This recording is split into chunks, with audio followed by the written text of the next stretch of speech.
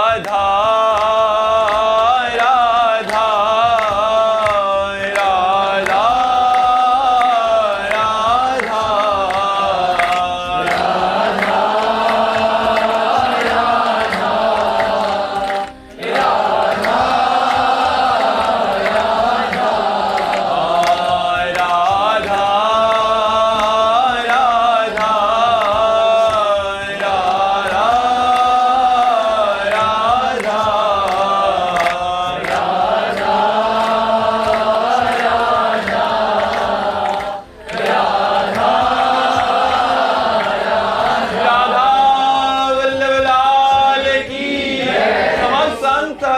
भक्तन की वृंदावन धाम की सतदेव भगवान की।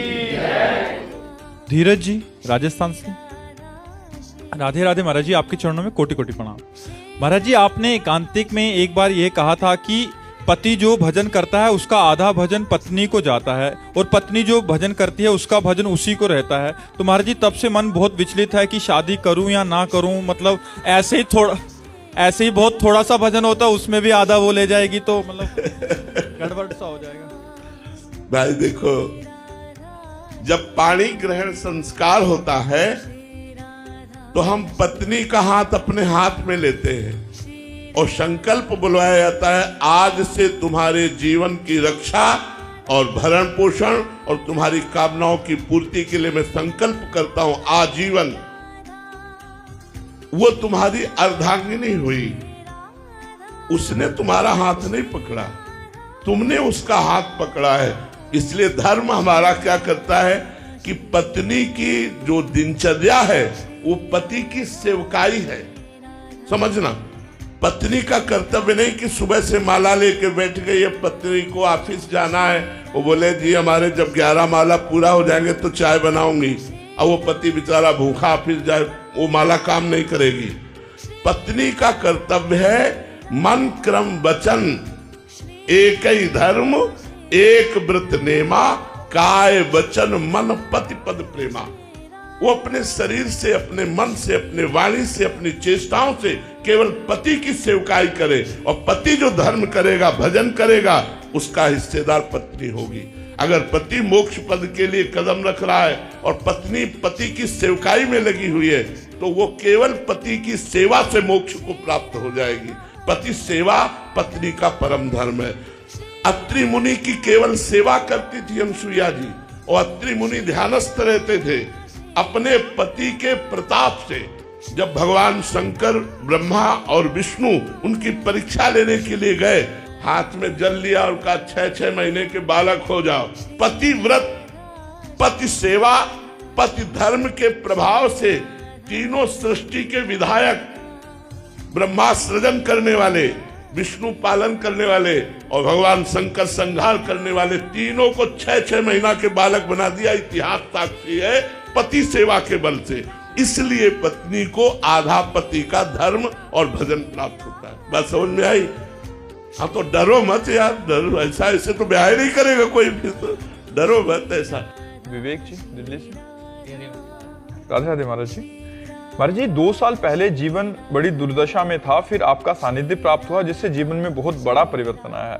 गुरुदेव, इंद्रियां बहुत चलायमान हैं जिससे भगवत स्मरण में बाधा पैदा होती है, लेकिन उदासीनता के समय में भगवान का स्मरण आसानी से होता है। क्या उदासीनता की स्थिति पैदा कर सकते जिससे भगवान स्मरण में आसानी हो? उदासीनता की और स्थिति? देखो, उदासीनता एक बनावटी उदासीनता हमें से वो काम लायक नहीं है। अंदर से उदासीनता हो, कुछ अच्छा न लगे। उदासीन अति रही गुसाई, तुलसीदास जी महाराज जी ने लिखा है, उदासीन अति रही गुसाई। उदासीन रहना चाहिए। उदासीन का मतलब होता न किसी से मित्रता न किसी से शत्रुता, अंदर से उदासीन। उदासीनता तभी आती है जब हमारा भजन बढ़ता है। तो जैसे हमारा नाम चल रहा है, आप हमारे पास आ रहे, अब हमें डर लग रहा है कि हमसे बात करेंगे हमारा नाम छूटेगा, भजन छूटेगा, तो वो उदासीनता फिर स्थायी होती है। तो हम और भजन बढ़ावें जिससे उदासीनता हमारी बढ़ती रहे। उदासीनता ही भजन में परिपक्वता लाती है। उदासीनता बहुत अच्छी वस्तु है परमार्थ के लिए, लेकिन सावधानी रखते हुए, क्योंकि गृहस्थ में हो, परिवार के जनों को ऐसा न प्रतीत होने लगे कि बाबा जी बनने जा रहा है, ऐसा भी न लगने चाहिए। उचित बात भी कर ले, उचित हंस भी ले, लेकिन अंदर से उदासीन रहे तो भजन में वृद्धि होती रहेगी। उदासीनता में कुछ अच्छा नहीं लगता, तो उदासीनती रही गोसाई। अति उदासीनता तो ये भजन से ही आती है, बनावटी नहीं होती है। अभिषेक चौहान जी, बीकानेर। राधे राधे महाराज जी। महाराज जी, गुरु प्रसाद से अपने साधन दिनचर्या को प्रमाद रहित बनाने के लिए भागवतिक बल का पूरा उपयोग करते हैं, सफल भी हो रहे हैं, परंतु अपने को सही चलता देखकर दूसरों में दोष बुद्धि एवं स्वयं ये गलत है, अहंकार, ये गलत है और ये आगे नहीं बढ़ने देगी। अध्यात्म में दूसरों को देख करके अपने में उन्नति का लक्षण देखना ये अहंकार है, और दूसरों में भगवत बुद्धि करके अपने में दोष देखना ये दैन्यता है। ये दुर्गुण है, इसको छोड़ो। ये दूसरों को प्रणाम करो कि दूसरे तो सब भगवत स्वरूप हैं, कमी हम में है जो हम भगवान को न देखकर दोष दर्शन करते हैं, और जहां किसी पर दोष दर्शन होने लगे तुरंत उसे भगवत भाव से प्रणाम करो तो आप बच जाओगे। अगर ये दोष दर्शन की प्रवृत्ति बढ़ती गई तो ये जितना दोष आप देखेंगे वो आप में आ जाएंगे पक्का। इसलिए परदोष दर्शन, परदोष कथन, परदोष श्रवण, ये तीन बातें बहुत खतरनाक है। दूसरे के दोषों को देखना, दूसरे के दोषों का वर्णन करना, दूसरे के दोषों को सुनना, ये तीनों हमारे लिए बाधक है। जब किसी की निंदा होने लगे तो हम सुने नहीं, किसी की निंदा हम करें नहीं, किसी में कमी हम देखें नहीं, तब तो हम अच्छे परमार्थ के पथिक बन सकते हैं। यदि हम ऐसा करेंगे तो फिर हमारा परमार्थ डगमगा जाएगा। इसलिए ठीक से चलें। सपना कुकरेजा जी। राधे राधे महाराज जी। महाराज जी, क्या नाम जप और ईश्वर की तरफ जाते हुए सांसारिक सुख की कामना रखना गलत है? गलत क्या है? जैसे हम हंसना चाहें और गाल फुलाना चाहें तो क्या हो सकता है क्या? तो हंसेंगे तो गाल नहीं फूलेंगे, और गाल फूलेंगे तो हंसेंगे नहीं। एक संग नहीं होए भुआलू, हंसब ठठावब फुलवब गालू। उस भी तुलसीदास जी ने कहा है, एक साथ जैसे गाल फुलाना और हंसना नहीं हो सकता, ऐसे ही एक साथ विषय भोगों की चाह रखना और भगवत भजन करना, ये एक साथ नहीं हो सकता। विषय भोगों की चाह अगर है तो भजन बनेगा ही नहीं, और भजन है तो विषय भोगों से वैराग्य अवश्य होगा। हाँ, प्राथमिक दशा में ऐसा हो सकता है कि हमारा भजन भी चल रहा है और विषयों की चाह भी चल रही, लेकिन उन्नति के लिए हमको विषय चाह का त्याग करना पड़ेगा, तभी हमारा भजन ठीक से चल पाएगा। तो हम विषयों की तरफ घृणा बुद्धि करें, ऐसी भगवान से प्रार्थना हो कि विषयों की तरफ घृणा बुद्धि हो और भगवान की तरफ महत्व बुद्धि हो, तब हमारा भजन बढ़े। अगर विषय भोगों की लालसा तो बहुत हृदय मलिन कर देता है। विषय भोगों की लालसा हृदय को मलिन करता है, और मलिन हृदय में भजन की रुचि नहीं रहती। तो हमें अगर भजन में रुचि बढ़ानी है तो विषय भोगों से हटना पड़ेगा, और विषय भोगों से हटना बड़ा कठिन है, क्योंकि बहुत जन्मों से उसी में हम लगे रहे तो वो सुखद लगता है। अच्छा, भजन में कोई सुख अभी मिल नहीं रहा, तो इसलिए हमारा मन ज्यादातर विषय भोगों की तरफ ही जाता है। तो थोड़ा एक कष्ट की यात्रा है कि विषय भोगों की तरफ जाते हुए मन को विषय ना भोगने देना और डट कर भजन करना, तो फिर वो आगे क्रॉस कर जाएगा। भूमिकाएं होती है ना, फिर वो आगे क्रॉस कर जाएगा। और अगर भोगों में लगा रहा तो चाहे 50 वर्ष भजन करे, तो 50 वर्ष भोग और भजन तो क्रॉस ही नहीं कर पा रहा, उसी कक्षा में फेल होकर के पड़ा हुआ है, तो फिर उसे लगता है कि आप कोई लाभ नहीं मिला। इसलिए हमें विषय त्याग कर भजन में लगना चाहिए। प्रदीप जी दिल्ली से। राधा वल्लभ श्री हरि। श्री हरिवंश महाराज जी। महाराज जी, मन में विचार आए ही ना और शांत और विचार शून्य और पवित्र बना रहे, ऐसे के लिए क्या? नाम जप, बार बार नाम जप करने से पहले कुविचार हमारे जो अंदर बसे हुए हैं वो निकलेंगे। वो जब निकल जाएंगे तो हमारा मन कुविचार से रहित हो जाएगा, सुविचार आएंगे। सुंदर विचार आएंगे, वही विचार फिर भाव बन जाते हैं और भाव से फिर भगवान की प्राप्ति हो जाती है। तो हमको चाहिए कुविचारों को रोकने के लिए, अब जैसे कुविचार चल रहा है तो हम राधा राधा राधा राधा, साथ में कुविचार भी चल रहा है और राधा राधा, तो राधा नाम के प्रभाव से कुविचार डिलीट हो जाएगा, वो अपना संस्कार नहीं बैठा पाएगा, तो हमारा हृदय पवित्र होता चला जाएगा। अगर नाम नहीं चल रहा तो जो कुविचार चल रहा है वो हमारे हृदय में संस्कार डालेगा, वो आगे नया कुविचार फिर उत्पन्न करेगा। और अगर नाम जब कर रहा है तो जो कुविचार चल रहा है वो नया कुविचार उत्पन्न करने की सामर्थ्य नहीं रखता और स्वयं डिलीट हो जाएगा। अर्जुन पांडे जी उज्जैन से, श्री हरिवंश राधे राधे महाराज जी। महाराज जी, क्या गुरुदेव भगवान में पूर्ण आसक्त होने से इष्ट और आचार्य में पूर्ण रति हो जाएगी? हाँ, हो जाएगी, क्योंकि ध्यान मूलम गुरु मूर्ति, पूजा मूलम गुरु पदम। इसीलिए भगवान गुरु रूप धारण ही करते हैं, क्योंकि भगवान का रूप हमने देखा नहीं तो आसक्ति होगी नहीं, आचार्य को हमने देखा नहीं तो आसक्ति होगी नहीं। तो आचार्य और इष्ट रूप गुरुदेव भगवान प्रकट है, तो उनके हाव भाव देखना, दर्शन, बातचीत हम कर सकते हैं। तो हम उनसे जब प्यार करते हैं, भगवान कपिल देव जी ने भागवत में माता देहूति जी से कहा है कि जो आसक्ति संसार में बंधन का कारण है, वही आसक्ति यदि संत महात्माओं गुरुजनों से हो जाए तो मोक्ष का खुला हुआ द्वार है। वही आसक्ति हो जाए तो ध्यान मूलम गुरु मूर्ति, तो हर समय गुरुदेव का ध्यान होगा, हर समय उन्हीं में चिंतन बना रहेगा। तो गुरुदेव का चिंतन, इष्ट का चिंतन, आचार्य का चिंतन एक ही बात है। भक्ति भक्त भगवंत गुरु चतुर नाम बपु एक, इनके पद बंधन के नासत विघ्न अनेक। चाहे भक्ति हो या भक्त हो या गुरु हो या भगवान हो, ये कहने को चार हैं, वस्तुतः एक ही है। बपु एक, भक्ति भक्त भगवंत गुरु चतुर नाम बपु एक, इनके पद बंधन के नासत विघ्न अनेक। तो जो गुरुदेव की आराधना करते हैं, गुरुदेव में आसक्त चित्त होते हैं, उनको तो भगवान मिल ही जाते हैं, फिर दुर्लभ क्या वस्तु है। रविंद्र कुशवाहा जी, राधा वल्लभ श्री हरिवंश। श्री हरिवंश महाराज जी।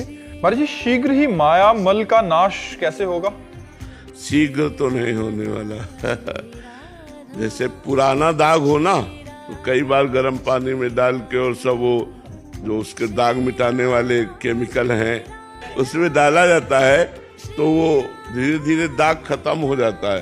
तो ये जो नाम जप है, भगवान की कथा है, ये हमारे हृदय रूपी मल को साफ करती है। तो जब बहुकाल करी सत्संगा, जो बहुत काल सत्संग करें, बहुत काल नाम जप करें, बहुत काल तक लगे रहें, तो अनंत जन्मों का मलिन मन का दाग चला जाएगा। मन का दाग है यही काम, क्रोध, लोभ, मोह, मद, मत्सर, ये जब चले जाएंगे तो निर्मल मन हो गया। और निर्मल मन जन सो मोहि पावा, मोहि कपट छल छिद्र न भावा। निर्मल जन ही भगवान को प्राप्त कर पाता है। तो जो मन की मलिनता है, अगर सोचो कि आज शाम तक खत्म हो जाए, ऐसा नहीं। जब बहुकाल सातु दीर्घ काल निरंतर सत्कार से वितो दृढ़ भूमि, जब दीर्घ काल तक निरंतर हम आदर के सहित भगवान का नाम जप करते हैं, भगवान की कथा सुनते हैं, तो ये मन का मलिनता, मन का जो मल है, काम क्रोध आदि जो दोष है, ये धीरे धीरे शांत हो जाए। तुरंत ऐसी कोई दवा नहीं है, क्योंकि हम लोग उसी में मार्ग में चल रहे हैं ना, तो तुरंत दवा नहीं है। बहुत काल तक ये बने रहते हैं, धीरे धीरे ये नष्ट होते हैं। बहुत हिम्मत करके इस मार्ग में धीरे धीरे चलता रहे, गलत आचरणों में ना उतरे तो ठीक हो जाएगा। गुलशन मिश्रा जी, राधे राधे। राधे राधे महाराज जी। महाराज जी, जब इंसान चारों तरफ से हार जाए और बिल्कुल अकेला सा पड़ जाए, तो नाम जप का सहारा लेकर दोबारा शुरू करने का हौसला कैसे लाएं महाराज जी? मन बहुत वो अपने आप हौसला आ जाएगा जब नाम जप करोगे। तो नाम जप से, और देखो एक तुम्हें बात बताएं, ये संसार नाशवान, परिवर्तनशील, धोखेबाज, ये धोखेबाज भी है। आप इस शरीर से बहुत प्यार करते हैं, धोखा दे जाएगा एक दिन, नहीं दे जाएगा?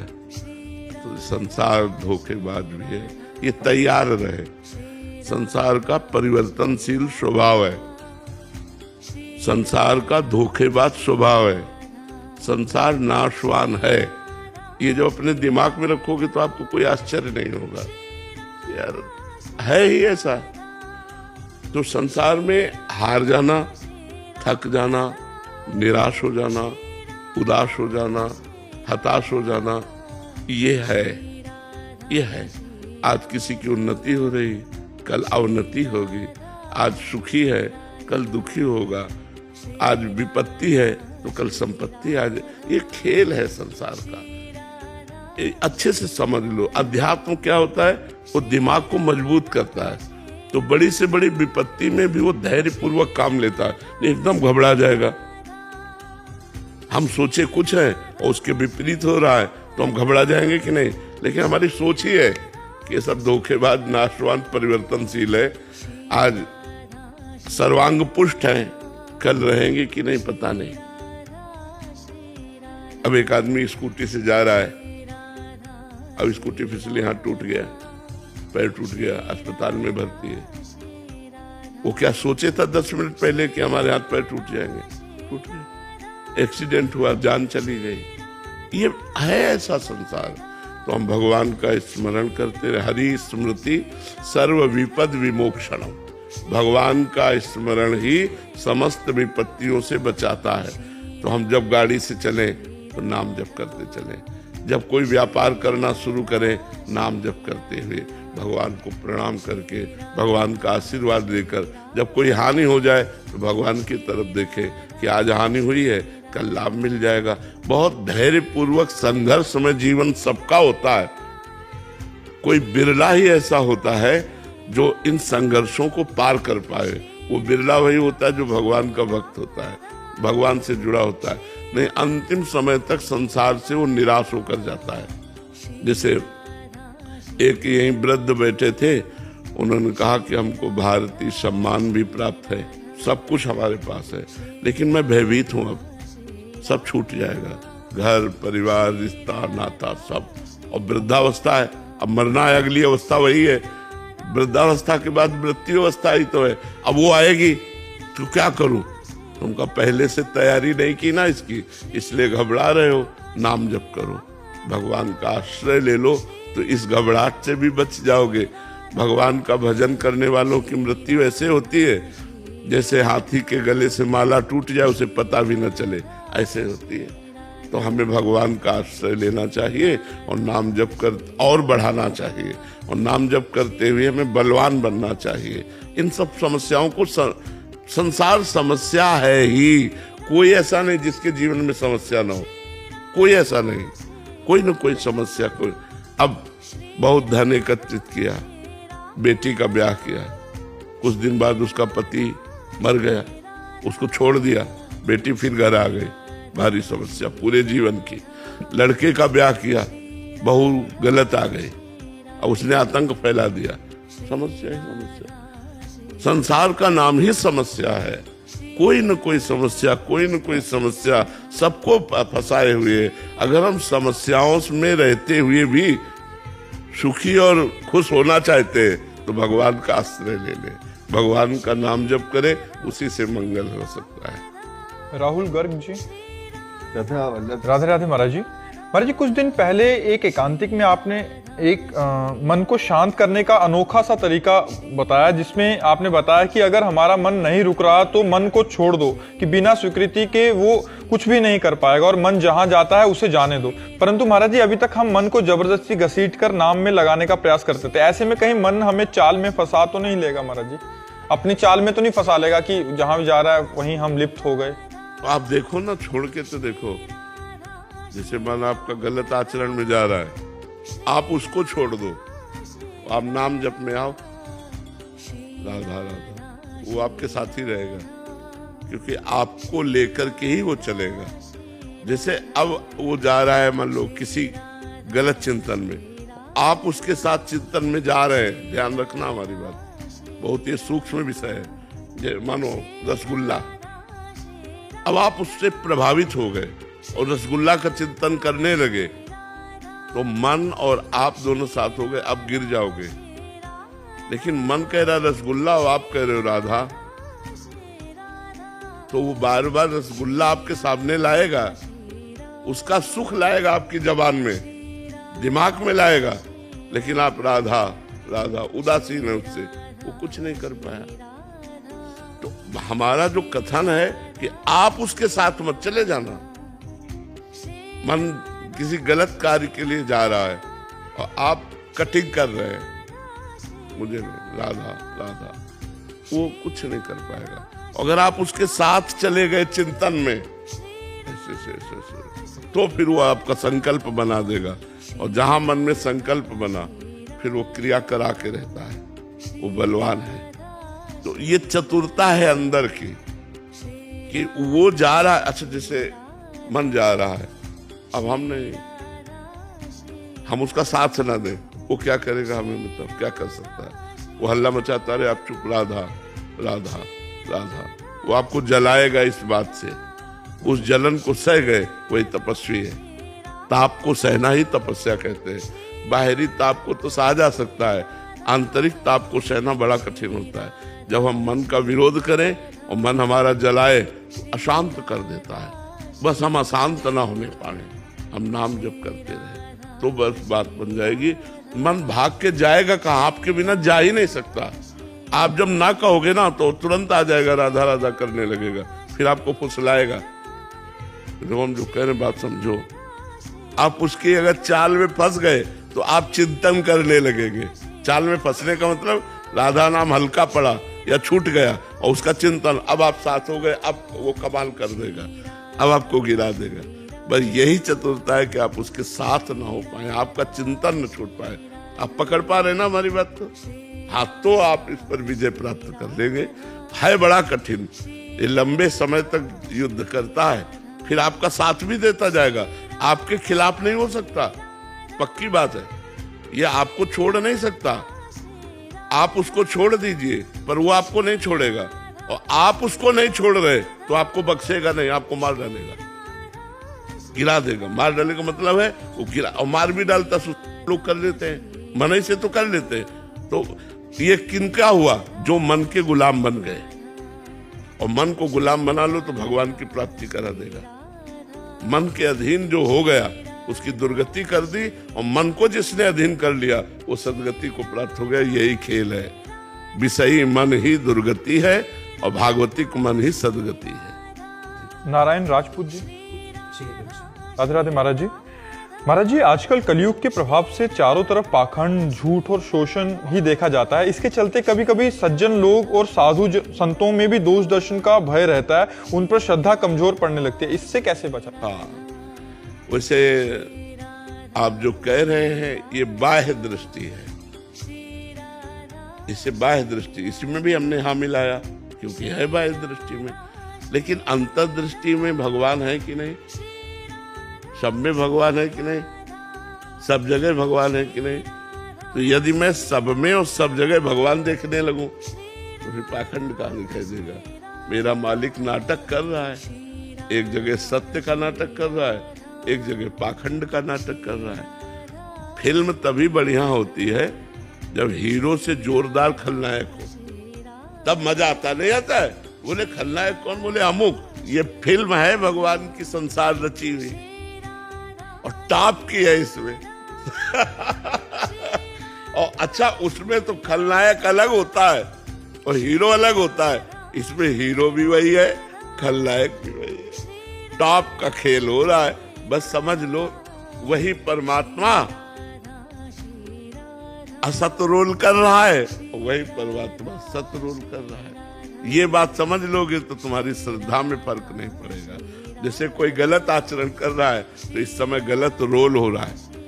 यद्यपि वो खलनायक ऐसे भी हैं जो कभी शराब बूंद भर नहीं पीते, लेकिन आपको रोल में पीते दिखाई दे, वो शराब नहीं होती पर वो ड्रामा ऐसा करते।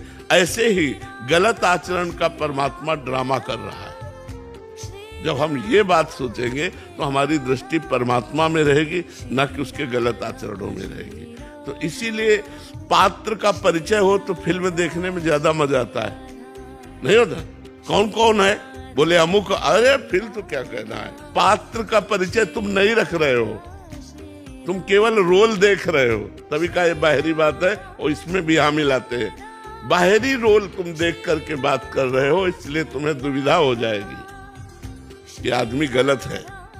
अगर आंतरिक बात देखोगे कि रोल कौन कर रहा है और ये रोल है, तो आपको देखने में मजा आएगा। फिल्म पैसा दे के देखने जाते हो, झूठी होती है कि नहीं, पूरी झूठी होती है कि नहीं, लेकिन कलाकारी देखने जाते हो तो संसार झूठा है, कलाकारी देखो ना। कहीं ब्याह हो रहा है तो कहीं मरण हो रहा है, कहीं जन्म हो रहा है तो कहीं एक्सीडेंट हो रहा है, कहीं हाहाकार रुदन हो रहा है तो कहीं हाहाकार हंसी मजाक हो रहा है। ये उसका रोल चल रहा है, बहुत बड़ी फिल्म चल रही है ना। तो जो संसार को फिल्मी की तरह देखता है वो कभी दुखी नहीं होता। अच्छा, फिल्म में 4 लोगों को गोली मारी गई, आपको कोई दुख होता है क्या? क्योंकि पता है नाटक हो रहा है। ऐसे बिल्कुल यहाँ कोई नहीं मरता। पंचभूत पंचभूतों में मिल जाते, आत्मा अमर होती, उसे कोई मार सकता नहीं, तो मृत्यु किसकी हुई? एक नाटक चल रहा है माया का। जब सच्चा ज्ञान हो जाएगा तो दुख नहीं होगा। इसलिए सब में भगवत भावना करो। रोल करने वाला भगवान है, रोल भले गलत हो, सब में भगवान विराजमान है। क्रूर, पापी, दुष्ट, नीच, पाखंडी, सब में भगवान विराजमान। उस भगवान को देखो, पाखंड को क्यों देखते हो? नीच आचरण को क्यों देखते हो? उसी भगवान को देखो तो आनंदित हो जाओगे। सिय राम में सब जग जाने, करो प्रणाम जोरी जग पानी। बात समझ रहे हो ना बच्चा? चिराग गर्ग जी पानीपत से। राधे राधे महाराज जी। महाराज जी आपके चरणों में कोटि कोटि प्रणाम। महाराज जी, जैसे माया अपना आकर्षण करती है बार बार, क्या भजन मार्ग में भी वैसा आकर्षण होता है महाराज जी? हाँ, होता है। अगर भजन मार्ग में आकर्षण ना हो तो हम लोग चल ही ना पावे। भगवान आनंद का आकर्षण करते हैं।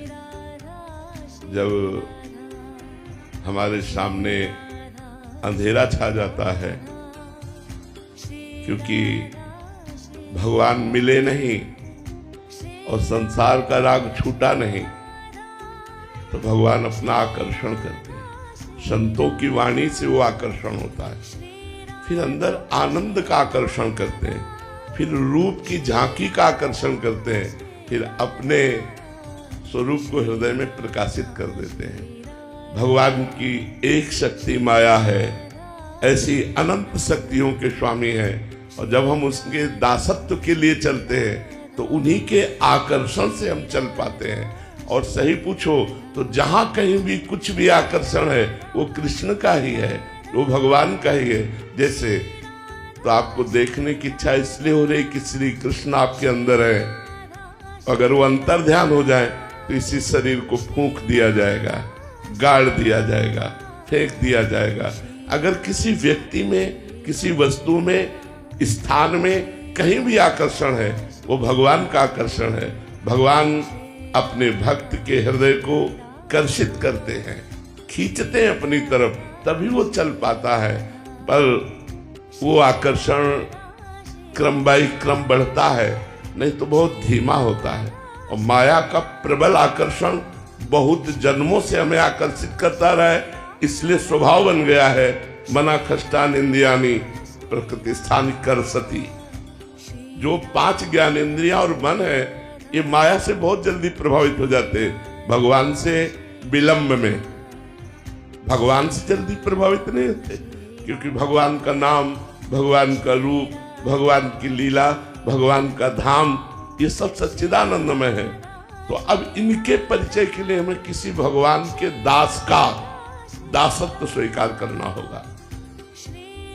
जब भगवान के किसी प्रेमी महात्मा का दासत्व मिलता है तो उनकी कृपा से भगवान के नाम रूप लीला धाम का आकर्षण होता है। जैसे श्री नारद जी ने अपना चरित्र व्यास भगवान को सुनाया कि मैं दासी पुत्र था और मेरी माँ उन ब्रह्म ऋषियों के घर में दासी की सेवा करती थी।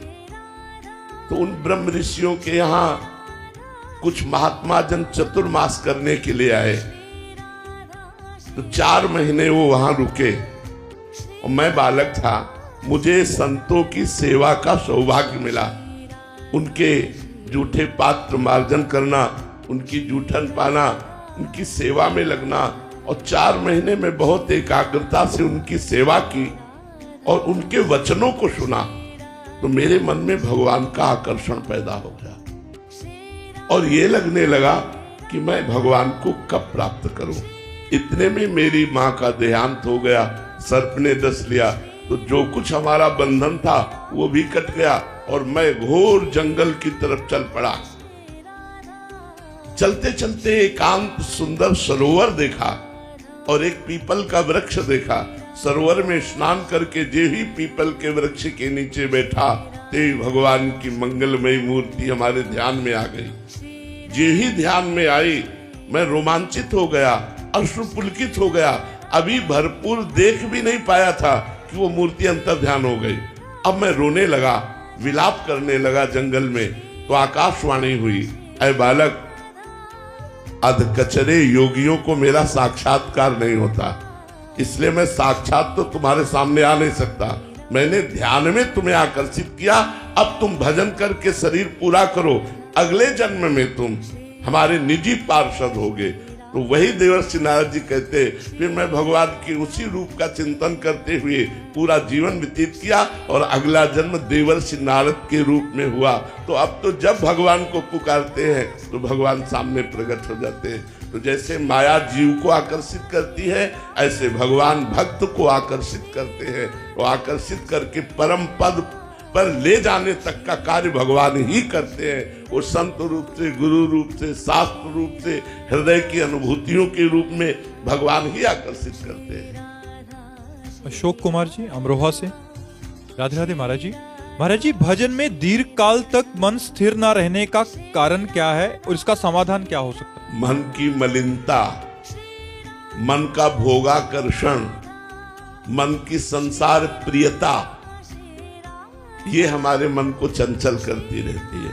जैसे हम एकाग्र होकर भजन करते हैं तो कहो 2 दिन भजन में बहुत मन लगे, तीसरे दिन फिर भोगों में चला जाए, क्योंकि पूर्वाभ्यासी वो भोग का है, भगवान का नहीं है। अगर पूर्व में हमने भगवान का भजन किया होता तो हम भगवत प्राप्त महापुरुष होते। तो हम भोगों में ही लगे रहे, तो हमारे मन का अभ्यास भोगों का है। तो थोड़ा समय जहां भगवान में लगता है फिर ये भोगों में चला जाता है।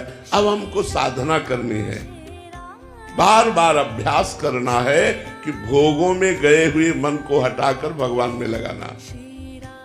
बार बार ऐसा करने से मन भगवान में लगने लगता है और जहां भगवान में लगा और आनंद का अनुभव हुआ फिर मन चंचल नहीं होता, स्थिर हो जाता है। देखो, भगवत प्राप्ति के लिए स्थिर मन की आवश्यकता है, भगवान में आसक्त मन की आवश्यकता है। और ये होगा तभी जब हम भगवान की लीला कथा सुने, भगवान के संतों का संग करें, भगवान का नाम जप करें और जो कर्म करें वो भगवान को अर्पित कर दे। इससे हमारा मन निर्मल और स्थित हो जाता है भगवान में। अभ्यास करें, हम ऊबे नहीं। सातु दीर्घ काल निरंतर सत्कार सेवितो दृढ़ भूमि, जो दीर्घ काल तक निरंतर आदर सहित भगवान का नाम जप करता है तो उसके हृदय में दृढ़ भूमि अर्थात मन चंचलता रहित होकर भगवान में लग जाता है। इसलिए हमें दीर्घ काल तक अभ्यासरत रहना है, बार बार भोगों में जाते हुए मन को हटाकर भगवान में लगाना। यद्यपि ऐसा करने में बड़ी कठिनता प्रतीत होती है पर असंभव नहीं है, कठिनता लगती है। भोगों में गए हुए मन को पुनः भगवान में लगाने में कठिनता लगती, क्योंकि भोग प्रिय लगते हैं और उन प्रिय भोगों का चिंतन छोड़कर परम प्रिय भगवान की तरफ लगाना थोड़ा कठिन लगता है। इसीलिए संसारी पुरुष ऐसा नहीं करते, लेकिन जो अच्छे साधक होते हैं वो ऐसा करके अपने मन को भगवान में स्थित कर देते हैं और जन्म जन्म की बिगड़ी बन जाती है, भगवान की प्राप्ति हो जाती है। सुमित जी हरियाणा से, राधे राधे महाराज जी। महाराज जी, भक्ति का सबसे कठिन भाग या चरण कौन सा है जिसे प्राप्त करना बहुत कठिन है? और निरंतर भगवान का स्मरण, तैल धारावत भगवान का स्मरण, हर श्वास भगवान का स्मरण। नाम श्वास दो बिलक चलत हैं, इनको भेद न मोको भावे, श्वासै नाम नाम ही श्वासा नाम श्वास को भेद मिटावे, रोम रोम जब रग रग बोले तब कछु स्वाद नाम को पावे। सबसे कठिन साधना है भगवान में निरंतर मन को लगाना, तैल धारावत भगवान का अखंड स्मरण चलना, यही भक्ति का विशेष कार्य है। पूजा करना कितनी देर, पाठ करना कितनी देर, थोड़ी देर पाठ किया, थोड़ी देर पूजा की, फिर शेष समय अगर एक क्षण के लिए भी भगवान का विस्मरण हो तो सबसे बड़ी विपत्ति, सबसे बड़े घाटा, सबसे बड़ी हानि भगवान को भूल जाना। भक्ति मार्ग में सबसे कठिन कार्य है निरंतर भगवान का स्मरण करना, और जो निरंतर भगवान का स्मरण करते हैं तो भगवान उनके हृदय में ही प्रकाशित हो जाते हैं। भगवान प्रेममय है, आनंदमय है, वो आनंद और प्रेम की बाढ़ हृदय में कर देते हैं, फिर वो रो रो कर भगवान का नाम जप करता है, राधा राधा, हा प्रिया, हा कृष्ण, हा कमल लोचन, हा करुणामय, और चीख चीख कर रोने लगता है। इतना आनंद उसके बढ़ता है। पर ये निरंतर भजन हो। अगर हमारी साधना चल रही है तो वो बढ़ रही है, इसका परिचय यही है कि हमारा भजन बढ़ रहा है। 24 घंटे में जब शयन कर गए तो बात अलग, नहीं जागृत अवस्था में हर कार्य करते हुए भगवान नाम जप करना, ये सबसे कठिन कार्य है। आप करके देख लो। सोनिया जी पानीपत से, राधे राधे महाराज जी। महाराज जी, हम ऐसा क्या करें जिससे आपको सुख मिले? राधा राधा राधा, जब कोई सच्ची बात कहते हैं, जब कोई राधा राधा बोलता है तो हमारा हृदय लगता है मैं क्या दे दूं, क्या दे दूं। ऐसा हृदय से लगता है इसको क्या दे दूं, क्या करूं जिससे सुखी हो जाए। हमारी विवशता, हमारी अधीनता, हमारी प्रसन्नता, हमारा जीवन राधा नाम है। यदि आप राधा राधा रटोगे तो आपका तो मंगल होगा ही, और हमारी छाती फूलेगी, हमारा हृदय प्रसन्न होगा। जब कोई राधा राधा उच्चारण करता है तो मुझे परम सुख प्राप्त होता है, और उसको तो सुख प्राप्त होगा ही, हमारे आचार्य को भी सुख प्राप्त होता है, क्योंकि राधा नाम के दाता आचार्य हरिवंश चंद्र जो हैं, उन्हीं के हम सेवक हैं। इसीलिए उन्हीं के कहे हुए वचनों के अनुसार हम राधा नाम का गान करते हैं, राधा नाम के आश्रित रहते हैं, राधा नाम के ध्यान में ही रहते हैं। राधा नाम ही हमारा जीवन। महाराज जी, राधा नाम जपने में से हमें क्या क्या मिलेगा? महाराज जो चाहोगे प्राप्त हो जाएगा, जो चाहोगे। ये सब राधा नाम का चमत्कार दिखाई दे तो देख लो ना। और ये हमारे राधा नाम का फल नहीं है, ये ब्याज है। फल तो होगा, हम निकुंज जाएंगे, श्री जी के पास जाएंगे, अपनी प्रिया जी की सेवा में रहेंगे, ये फल है। हम जिंदा बता रहे तुम्हें, मरने के बाद नहीं, हम जिंदा तुम्हें बता रहे हैं कि हम प्रियाजू के पास जाएंगे, इसमें 100% कोई संशय नहीं। और अपनी प्रियाजू की सेवा में रहेंगे, हम फसक से कह रहे हैं। और ये है ब्याज, मूल तो ये है, और ब्याज ये देख रहे हो कि मारा वैभव घूम रहा है। तो राधा नाम जपो, तुम्हें जो चाहिए वो प्राप्त होगा। वादा करते हैं, जो चाहिए वो प्राप्त होगा। केवल राधा राधा जपो, और ना चाहिए तो राधा रानी प्राप्त होगी, श्री कृष्ण प्राप्त हो जाएंगे। मान लो, हमारी बात मान लो। महाराज जी, हमें संसार भी चाहिए और भगवान भी चाहिए, दोनों मिलेंगे? दोनों तो हम दिखा रहे हैं तुमको, दोनों ही तो दिखा रहे हैं। तो हम कह रहे राधा नाम रटो, तुम्हें हट करके संपत्ति प्राप्त हो जाएगी। चाहो तो तुम जो चाहोगे, पर नाम पहले तुम्हारे पाप नष्ट करेगा, फिर तुम्हारी कामनाओं की पूर्ति करेगा। पहले नाम जप करो, जो तुम्हारे पाप हैं उनका नाश हो, फिर नाम आपका जब फल प्रकाशित होगा तो आप निहाल हो जाओगे। अंकित जी, महाराज जी, मैं इतना जानना चाहता हूँ कि सब कुछ करने के बाद भी, भजन भी थोड़ा सा कर रहा हूँ, अच्छे काम भी कर रहा हूँ, फिर भी थोड़ा सा मन अशांत है महाराज जी। ऐसे में इसको शांत कैसे करूँ? हमारी पूरी थोक में बात सुन लो, फुटकर की तो बात जाने दो। ये संसार नाशवान है, ये संसार परिवर्तनशील है। यहाँ जो भी देख रहे हो सब झूठा है। थोक में बात, झूठे संसार की आसक्ति चिंता, शोक, भय, विषाद ये प्रदान करेगी, प्रदान ही करेगी। चाहे जितना तुम रुपया कमा लो, चाहे जितनी व्यवस्था कर लो, तुम चिंतित रहोगे, तुम शोकित रहोगे। इनसे पूछो ये चिंतित है? नहीं, इनको भरोसा है महाराज जी। ये सब जितने हैं, पूछो इनसे तुम चिंतित हो कि तुम्हें कल भोजन मिलेगा कि नहीं? तो बोले महाराज जी जाने। महाराज जी से पूछो तुम चिंतित हो? अब कहते श्री जी जाने। अरे भैया, भगवान के भरोसे पर इतना बड़ा साम्राज्य चल रहा, तुम्हें कैसे बतावे? और तुम अपने 4-6 लोगों के लिए चिंतित हो। तो इसलिए हम कह रहे राधा नाम जो सच्ची कह रहे हैं, तुमसे दोस्त की तरह कह रहे हैं। अगर तुम संसार में सुखी होना चाहते हो, चिंता भय रहित होना चाहते हो, तो नाम जप करके देख लो, राधा राधा राधा राधा। अगर तुम सुखी ना हो जाओ तो कहना हाँ, इंतजार करना पड़ेगा। ऐसा नहीं कि आज तुम देख रहे हो वो जीवन भर रहा है, ऐसा नहीं रहा। कई कई दिन भोजन नहीं मिला, सर्दी गर्मी बरसात गाली गलौज सब सहते हुए जब नाम जप किया, तो उस नाम का प्रकाश आज ऐसा है कि आप देख ही रहे हो, खुद देख रहे हो। और उस नाम से सबको लाभ मिल रहा है। आप सब उसी नाम से तो लाभ लेने आए हैं, तो आप भी नाम जप कीजिए। चिंता शोक भय अगर जड़ से न खत्म हो जाए तो हमें कहना। ये हम राधा नाम के बल से कहते, मरे हुए शरीर में भी जो चेतना डाले वो राधा नाम। तो भगवान के नाम के बल में अपार सामर्थ्य। हनुमान जी से राम जी ने पूछा, 400 कोस का समुद्र लांग कर जाना और रावण से सुरक्षित लंका को विध्वंस कर देना बहुत कठिन बात है। तो हनुमान जी ने क्या कहा? लाग सिंधु हाटक पुरजारा, निश्चर गण बद विपिन उजारा, नाथ न कछु मोर प्रभुताई। मेरी प्रभुता नहीं है, सो सौ तो प्रताप रघुराई। हे राम जी, ये आपका प्रताप काम कर रहा था, हनुमान काम नहीं कर रहा था, राम प्रताप काम कर रहा था। तो यहाँ प्रेमानंद काम नहीं कर रहा है, यहाँ राधा प्रताप काम कर रहा है, राधा नाम का प्रताप काम कर रहा है। वस्तुतः तो मैं मरा हुआ ही हूँ, मेरे में सामर्थ्य क्या है?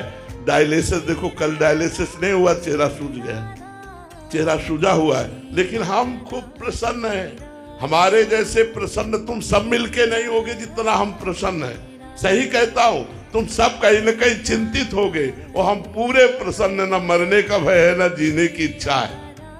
न मरने का भय है, न जीने की इच्छा है। बड़ा आनंद में जीवन राधा नाम की कृपा से है। तो आप भी आनंदित रहिए। बिना भगवान के नाम के आपका जीवन मृत जीवन है। चिंता शक शोक भय ये छोड़ेंगे नहीं जब तक नाम जप नहीं।